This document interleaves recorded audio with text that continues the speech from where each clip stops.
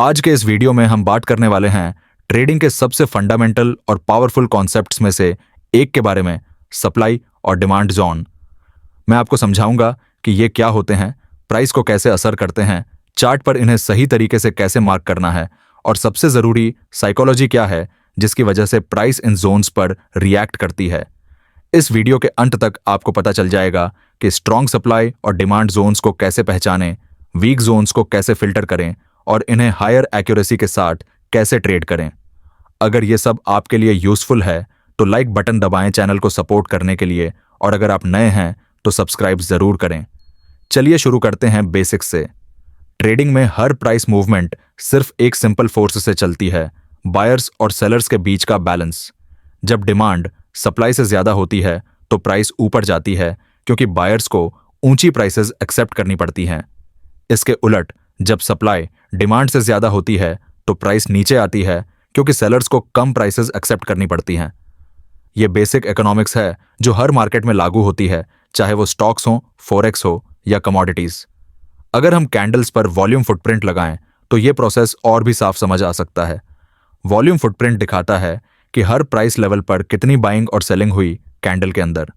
अगर बायर्स ज्यादा एग्रेसिव हैं तो हमें बाइंग साइड पर ज्यादा वॉल्यूम दिखेगा, मतलब ट्रेडर्स ऊंची प्राइसेस पर बाय करने के लिए तैयार थे। अगर सेलर्स ज्यादा एग्रेसिव हैं तो सेलिंग साइड पर ज्यादा वॉल्यूम दिखाई देगा। यह बताता है कि ट्रेडर्स कम प्राइसेस पर सेल करने को तैयार थे। सीधी भाषा में कहें तो प्राइस तब ऊपर जाती है जब बायर्स ऊंची प्राइसेस देने को तैयार होते हैं और प्राइस तब नीचे आती है जब सेलर्स कम प्राइसेस लेने को राजी होते हैं। यही वो मैकेनिज्म है जिससे मार्केट में सारी प्राइस मूवमेंट्स होती हैं। अब सवाल यह है कि चार्ट पर सप्लाई और डिमांड जोन्स क्या होते हैं। डिमांड जोन एक ऐसा एरिया होता है जहां पहले बायर्स मार्केट में घुसे थे और उन्होंने प्राइस को ऊपर धकेला था। इसी तरह सप्लाई जोन वो एरिया होता है जहां सेलर्स ने मार्केट में एंट्री ली थी और प्राइस को नीचे धकेला था। ये जोन्स इसलिए जरूरी हैं क्योंकि मार्केट अक्सर याद रखती है कि कहां जोरदार बाइंग या सेलिंग हुई थी। जब प्राइस वापस सप्लाई जोन पर आती है तो सेलर्स फिर से एक्टिव हो सकते हैं और संभावना है कि प्राइस को नीचे धकेल दें। जब प्राइस डिमांड जोन को दोबारा छूती है तो बायर्स फिर से सक्रिय हो सकते हैं जो प्राइस को ऊपर उठा सकते हैं। सीधे शब्दों में समझें तो डिमांड जोन्स संभावित सपोर्ट की तरह काम करते हैं और सप्लाई जोन्स संभावित रेजिस्टेंस की तरह। ये जोन्स हमें चार्ट पर वो एरियाज पहचानने में मदद करते हैं जहां प्राइस बेतरतीब घूमने की बजाय रिएक्ट करने की ज्यादा संभावना रखती है। लेकिन यहां एक अहम बात है, हमें एग्रेसिव बाइंग और सेलिंग देखनी चाहिए जब हम सप्लाई और डिमांड पहचान रहे हों, न कि धीमी साइडवेज मूवमेंट। स्ट्रॉन्ग जोन आमतौर पर इंपल्सिव प्राइस मूव्स से बनते हैं जो बायर्स और सेलर्स के बीच साफ असंतुलन दिखाते हैं। अब बात करते हैं कि इन जोन को चार्ट पर सही तरीके से कैसे मार्क करें। सबसे पहले ज्यादा ऑब्जेक्टिव होने के लिए हमें 3 लगातार ग्रीन मोमेंटम कैंडल्स देखनी चाहिए किसी एरिया को डिमांड जोन मार्क करने से पहले। इसी तरह 3 लगातार रेड कैंडल्स जिनमें बड़ी बॉडीज हों और स्ट्रॉन्ग पुश डिस्टेंस हो, वो एक अच्छा सप्लाई जोन बनाता है। इसकी वजह यह है कि हमें वो एरिया पहचाननी है जहां ट्रेडर्स ने पहले दिलचस्पी दिखाई थी, न कि सिर्फ छोटी मोटी हलचल। अब जब हम सप्लाई और डिमांड जोन की रेंज को चार्ट पर मार्क करते हैं तो सबसे जरूरी नियम यह है कि उस एरिया पर ध्यान दें जहां से चाल शुरू हुई थी। मूव की शुरुआती जगह को मार्क करना काफी हद तक कैंडल फॉर्मेशन पर निर्भर करता है। तो चलिए देखते हैं कुछ आम तरीके इन जोन्स को मार्क करने के। अगर हमारी ताजा इंपल्सिव मूव ऊपर की तरफ है तो जिस ग्रीन कैंडल ने यह मूव पैदा की उसे हम डिमांड जोन मार्क करते हैं, क्योंकि हमारा मानना है कि फैसले इसी कैंडल के दौरान लिए गए थे। जब प्राइस इस एरिया पर वापस आएगी हम उम्मीद करते हैं कि इस जोन के अंदर कहीं रिजेक्शन मिलेगी। एक और आम तरीका है आखिरी रेड कैंडल को मार्क करना बुलिश मूव से पहले। यह कैंडल मार्केट में आखिरी सेलिंग प्रेशर को दर्शाती है। हम इस एरिया को डिमांड जोन मार्क करते हैं क्योंकि जब प्राइस सप्लाई के ऊपर टूटती है तो वो डिमांड में बदल जाती है। जब प्राइस इस एरिया पर वापस आती है हम एक रिएक्शन की उम्मीड करते हैं जो रिजेक्शन या कंटिन्यूएशन ऊपर की तरफ ले जा सकता है। कुछ केसेस में कैंडलस्टिक फॉर्मेशन तय करती है कि कौन सा एरिया चुनना बेहतर है।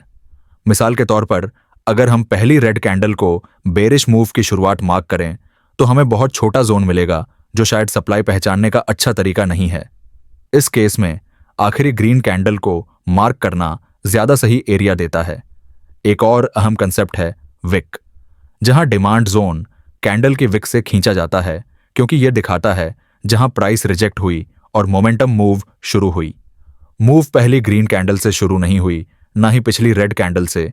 ये विक के नीचे से शुरू हुई, जो हमारा डिमांड जोन बनाती है। विक्स चार्ट पर अहम प्राइस एक्शन सिग्नल्स हैं, क्योंकि ये उन एरियाज को हाईलाइट करती हैं जहां जोरदार प्राइस रिजेक्शन हुई थी। इन लेवल्स को मार्क करके हम अक्सर उम्मीद कर सकते हैं कि प्राइस फिर से रिएक्ट करेगी जब ये जोन को दोबारा छुएगी। यहां एक बहुत जरूरी बात है, चाहे आप कितनी भी सटीकता से सप्लाई और डिमांड जोन खींच लें, बिल्कुल उसी जोन से रिजेक्शन मिलना गारंटीड नहीं है। कभी कभी मार्केट डिमांड एरिया तक पहुंचने से पहले पलट जाती है और कभी कभी ज्यादा गहरी रिट्रेसमेंट की जरूरत होती है। तो हम छूटे हुए ट्रेड्स और स्टॉप लॉस हंट से कैसे बचें? छूटे हुए ट्रेड्स की संभावना कम करने के लिए आप अपनी एंट्री को डिमांड जोन की शुरुआत से एक स्प्रेड साइज ऊपर रख सकते हैं।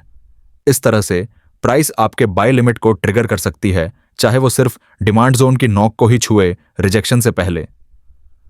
स्टॉप लॉस हंट से बचने के लिए आप अपने स्टॉप को थोड़ा ज्यादा जगह दे सकते हैं जब छोटे डिमांड जोन के साथ काम कर रहे हों। अगर बड़ा डिमांड जोन है तो जोन के बीच के करीब एंटर करने का सोचें और अपना स्टॉप लॉस उसके नीचे लगाएं। यह अप्रोच आपको बेहतर रिस्क मैनेजमेंट देता है और बेवजह के स्टॉप आउट से बचाता है। अब तक इस वीडियो में हमने बात की है कि सप्लाई और डिमांड जोन्स क्या होते हैं, इनके पीछे की साइकोलॉजी क्या है और चार्ट पर इन्हें सही तरीके से कैसे मार्क करना है। और अब हम आखिरकार जा रहे हैं सबसे अहम हिस्से पर, इन्हें असल में कैसे ट्रेड करना है। इस वीडियो के अगले हिस्से में मैं आपको 2 स्ट्रैटेजीज बताऊंगा सप्लाई और डिमांड जोन्स को ट्रेड करने की। पहला सेटअप सिंगल टाइम फ्रेम इस्तेमाल करता है और दूसरा 2 टाइम फ्रेम्स इस्तेमाल करता है। तो चलिए शुरू करते हैं पहली स्ट्रैटेजी से। यह ट्रेडिंग प्लान बहुत सीधे साधे स्टेप्स फॉलो करता है। आप इसे किसी भी टाइम फ्रेम पर लगा सकते हैं जो आपको पसंद हो और किसी भी मार्केट में। स्टेप 1 है मार्केट डायरेक्शन पहचानना, क्योंकि हम हमेशा ट्रेंड के साथ ट्रेड करना चाहते हैं। यहां एक संक्षिप्त व्याख्या है कि इसे जल्दी से कैसे पहचानें। जब प्राइस एक 1 2 3 मूव बनाती है जिसके बाद एक ब्रेकआउट आता है तो हमें ट्रेंड मिलता है।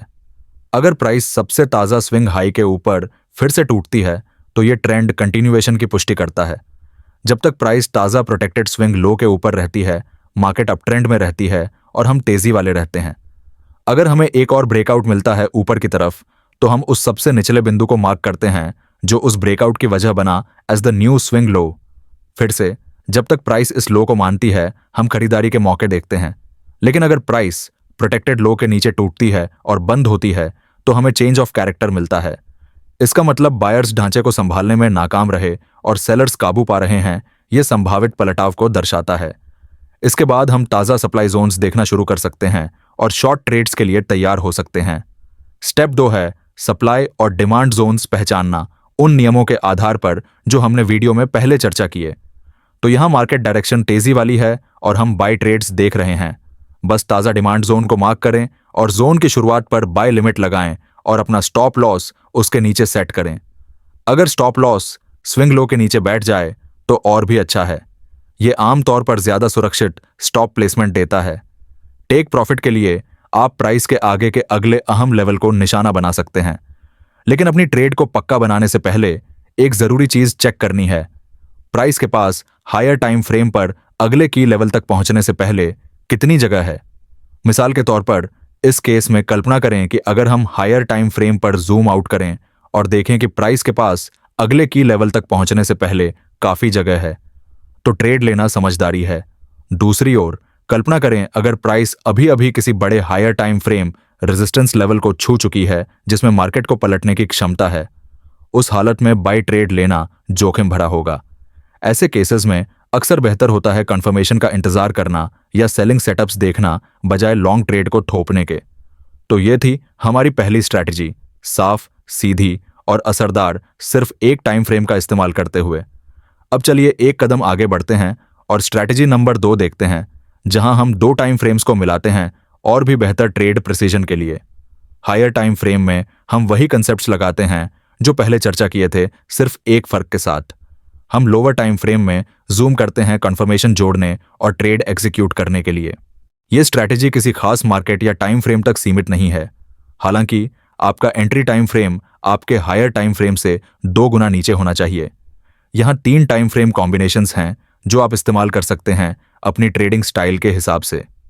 मिसाल के तौर पर अगर आपका higher time frame 4 hour chart है तो आप 15 मिनट चार्ट पर उतरेंगे ट्रेड एग्जीक्यूट करने के लिए। तो चलिए देखते हैं ये कैसे काम करता है। पहले स्टेप में ट्रेंड पहचानें और चार्ट पर संभावित सप्लाई और डिमांड जोन्स मार्क करें। साथ ही higher time frame market structure को चेक करें यह देखने के लिए कि प्राइस के पास अगले अहम लेवल तक पहुंचने से पहले कितनी जगह है ताकि हम बुरी ट्रेड लेने से बच सकें। अगला, इंतजार करें कि प्राइस आपके ट्रेडिंग जोन में वापस रिट्रेस करे। कभी भी प्राइस के साफ तौर पर डिमांड जोन तक पहुंचने से पहले ट्रेड ना लें, क्योंकि मार्केट अक्सर जल्दी एंट्रीज को स्वीप करती है और उन्हें मुख्य चाल के लिए लिक्विडिटी के रूप में इस्तेमाल करती है। जब प्राइस सप्लाई जोन तक पहुंच जाए, हम लोअर टाइम फ्रेम में जूम करते हैं कंफर्मेशन देखने के लिए और फिर शॉर्ट ट्रेड लेते हैं। यहां लोअर टाइम फ्रेम पर हमें साफ अपट्रेंड दिखाई देता है जो हायर टाइम फ्रेम के करेक्शन लेग को दर्शाता है। हम ये देखना चाहते हैं कि प्राइस सप्लाई जोन को मानना शुरू करे। दूसरे शब्दों में, हमें इस एरिया से रिजेक्शंस देखने चाहिए या कोई भी संकेत कि lower time frame up trend पलटना शुरू हो रहा है। आप कई तरह के सिग्नल्स इस्तेमाल कर सकते हैं अपनी एंट्री ट्रिगर के लिए, शॉर्ट ट्रेड के लिए, जैसे कि long wick rejection, trend line break या यहां तक कि चेंज ऑफ कैरेक्टर। लेकिन इस केस में हम सप्लाई जोन के अंदर लिक्विडिटी ग्रैब बनना देखना चाहते हैं। बेरिश लिक्विडिटी ग्रैब तब होता है जब प्राइस पिछले हाई के ऊपर टूटती है लेकिन जल्दी से रेंज के अंदर वापस घूम जाती है। यह दिखाता है कि बायर्स नई हाई बनाने में नाकाम रहे और प्राइस तुरंत रेंज में वापस धकेल दी गई। यह मंदी की गति को दर्शाता है। इसके अलावा प्राइस ने स्विंग हाई के ऊपर रुकी हुई लिक्विडिटी को स्वीप कर लिया है और ऐसी चाल के बाद हम अक्सर नीचे की तरफ ज्यादा जोरदार चाल की उम्मीद करते हैं। इसी तरह बुलिश लिक्विडिटी ग्रैब तब होता है जब प्राइस पिछले लो के नीचे टूटती है लेकिन जल्दी से रेंज के अंदर वापस लौट आती है। यह दर्शाता है कि सेलर्स प्राइस को और नीचे धकेलने में नाकाम रहे और मार्केट तुरंत कम प्राइसेस को रिजेक्ट करती है। यह तेजी की गति का संकेत देता है। इस केस में प्राइस ने स्विंग लो के नीचे की लिक्विडिटी को निकाल लिया है और इस स्वीप के बाद हम आमतौर पर उम्मीद करते हैं कि प्राइस ऊपर की तरफ बड़ी चाल करेगी, खासकर जब यह डिमांड जोन के अंदर हो। बेरिश और बुलिश लिक्विडिटी स्वीप पैटर्न्स तब सबसे ज्यादा असरदार होते हैं जब यह हायर टाइम फ्रेम सप्लाई और डिमांड जोन्स के अंदर बनते हैं। तो हम इस तरीके का इस्तेमाल करके ट्रेड कैसे लें? पहले, सबसे ताज़ा स्विंग की विक की नॉक से एक लकीर खींचें। जब प्राइस ऊपर जाए, लिक्विडिटी पकड़े और रेंज के अंदर वापस बंद हो तो ये हमारा एंट्री सिग्नल बन जाता है शॉर्ट जाने के लिए। बस ट्रेड लें और अपना स्टॉप लॉस स्विंग हाई के ऊपर लगाएं और प्राइस के आगे के अगले अहम लेवल को निशाना बनाएं।